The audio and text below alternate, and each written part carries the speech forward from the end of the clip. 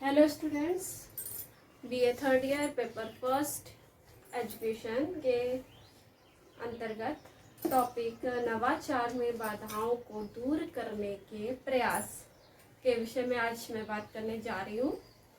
इससे पहले की क्लास में मैंने आपको नवाचार में जो बाधाएं आती हैं या समस्याएं आती हैं उनके विषय में अवगत कराया था। आज की क्लास में हम उन बाधाओं को दूर करने के विषय में बात करने जा रहे हैं। ओके, तो सबसे पहले रिवाइज कीजिए कि मैंने नवाचार से संबंधित क्या क्या बाधाएं बताई थी।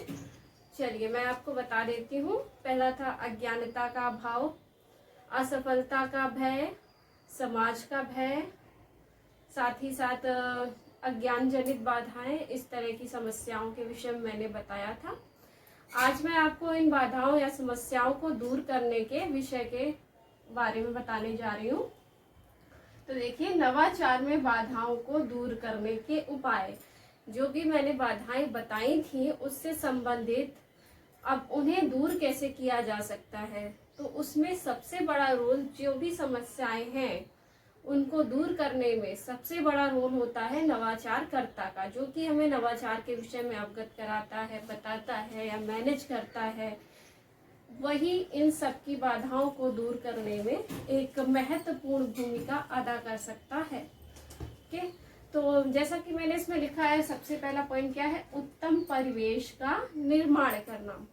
तो यह कार्य भी किसका है? नवाचारकर्ता का है। नवाचारकर्ता है एक ऐसे उत्तम परिवेश का निर्माण कर सकता है जिससे कि व्यक्ति में या जो भी नवाचार ग्रहण करता है, मीन्स जिसको नवाचार ग्रहण करना है, वह इस तरह की आदतों या ऐसे परिवेश को देखकर उसमें जो असफलता का भय है या फिर ऐसा भय है कि नहीं मैं नवाचार ग्रहण नहीं कर सकता हूँ, तो वो इस तरह के परिवेश के निर्माण से इन सारी चीजों को भूल जाएगा। तो एक उत्तम परिवेश का निर्माण करना ये नवाचारकर्ता का गुण होना चाहिए कि वह किस तरह से व्यक्ति को इस विषय में या नवाचार के विषय में उचित जानकारी देकर एक उत्तम परिवेश का निर्माण करें।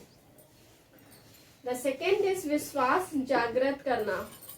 विश्वास किस तरह से? जैसा मैंने बताया था, समाज का भय होना, असफलता का भय होना, तो यह इसमें भी महत्वपूर्ण भूमिका किसकी है? नवाचारकर्ता की।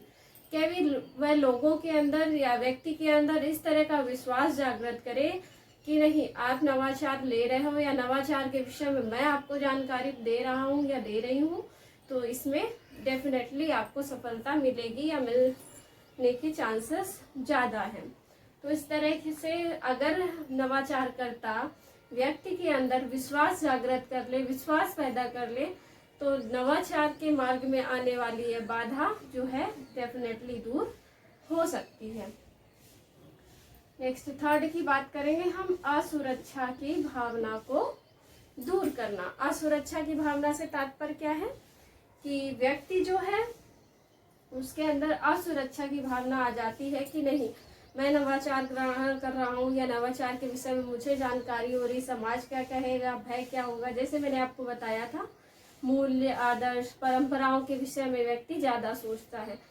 तो जब यह असुरक्षा की भावना दूर हो जाएगी, और इसके लिए नवाचारकर्ता को इस तरह के एग्जाम्पल देने चाहिए जिन्होंने नवाचार ग्रहण किया है, साथ ही साथ उन्होंने कितनी प्रगति डेवलप किया है और हमारा देश किस तरह से डेवलप कर सकता है।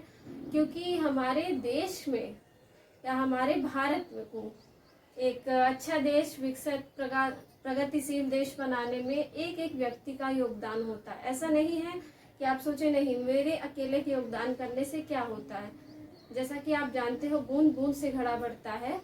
तो इसी तरह से एक एक व्यक्ति का रोल जो है, एक एक व्यक्ति की महत्वपूर्ण भूमिका होती है। तो अगर इस असुरक्षा की भावना को दूर किया जाएगा तो जरूर ही जो है एक उत्तम परिवेश का निर्माण होगा और साथ ही साथ नवाचार के प्रति लोगों में विश्वास जागृत होगा। द नेक्स्ट इज अज्ञानता को दूर करना।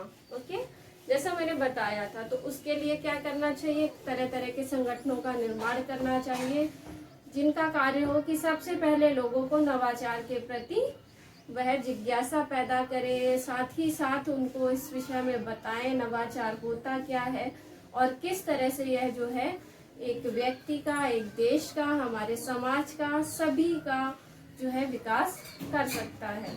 और चूंकि विकास ही किसी भी देश की प्रगति का आधार होता है, अगर विकास नहीं है देश में और उसके मानव संसाधन विकास नहीं है, भौतिक संसाधन नहीं है, तो वह देश प्रगति नहीं कर सकता है।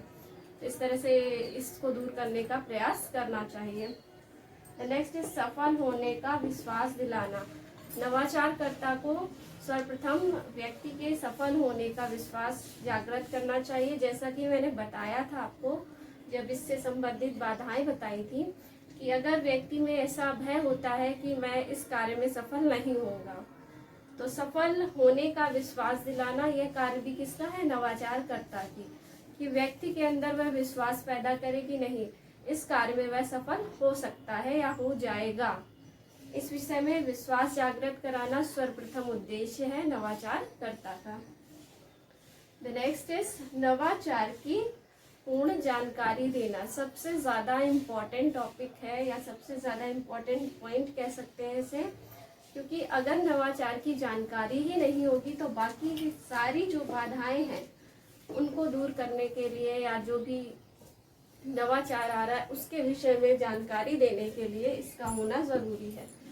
जब तक नवाचार की जानकारी ही नहीं होगी, उसके विषय में ज्ञान ही नहीं होगा, इस बाधा को दूर करने का प्रयास, बाकी बाधाओं को दूर करने का प्रयास नहीं किया जा सकता है।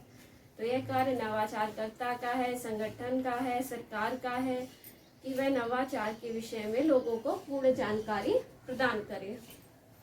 इस तरह से ये कुछ पॉइंट्स थे जो कि नवाचार से संबंधित या नवाचार के मार्ग में आने वाली बाधाओं को दूर करने से संबंधित थे। और इस तरह से जो है नवाचारकर्ता इन बाधाओं को दूर करके जो है भारत में या हमारे देश में विकास के मार्ग अग्रसर कर सकता है और लोगों में एक ऐसे उत्तम परिवेश का है या वो लोगों में कहे तो इन भावनाओं का जागरण कर सकता है। नवाचार की आवश्यकताओं को पूर्ण करने के लिए मानव संसाधनों के साथ साथ व्यक्तित्व संबंधी व सामाजिक भ्रांतियों को दूर करना आवश्यक है और तभी जो है नवाचार को सफलता मिल सकती है। अगर सामाजिक भ्रांतियां नहीं दूर होंगी, व्यक्तित्व संबंधी बाधाएं नहीं दूर होंगी, आपको याद हो मैंने व्यक्तित्व संबंधी जो है बाधा के विषय में भी बताया था कि जब तक आत्मविश्वास की कॉन्फिडेंस जो है वो नहीं होगा, उसके बिना भी नवाचार जो है भारत में भली भांति जो है नहीं अग्रसर हो सकेगा या उसके विषय में लोगों को जानकारी नहीं हो सकेगी।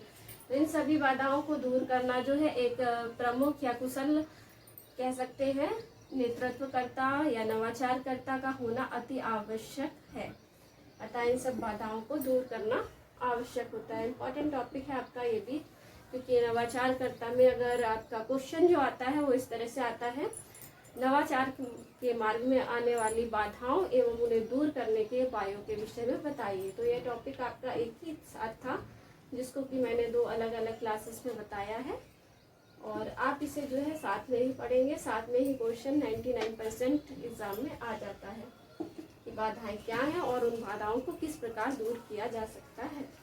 हेडिंग्स और हेडिंग की डिटेल्स के विषय में मैंने बताया है, इसे आप और अच्छे से अपनी बुक या जो भी आपके पास अवेलेबल हो उसके माध्यम से इसे आप और अच्छी तरह से कवर कर सकते हैं। ओके स्टूडेंट, आज की क्लास में इतना ही। Thank you.